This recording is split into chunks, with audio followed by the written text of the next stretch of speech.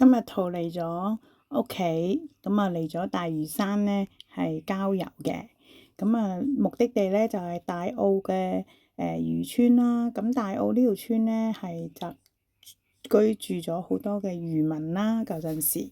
咁而家呢個位置就係喺新基大橋對出嗰個位置影出去，非常之靚嘅排屋啦，水上屋。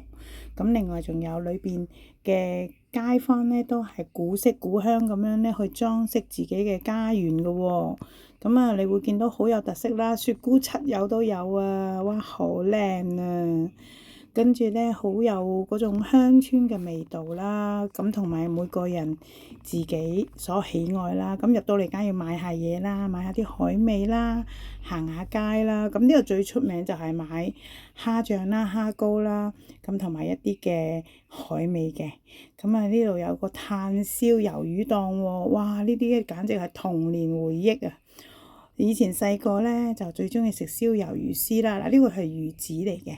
咁又可以啦，咁呢個係大澳呢條村嘅入口嗰個位置啦，咁好有特色啊！你睇下幾靚，真係好舒服，得閒要出去行下，拜拜。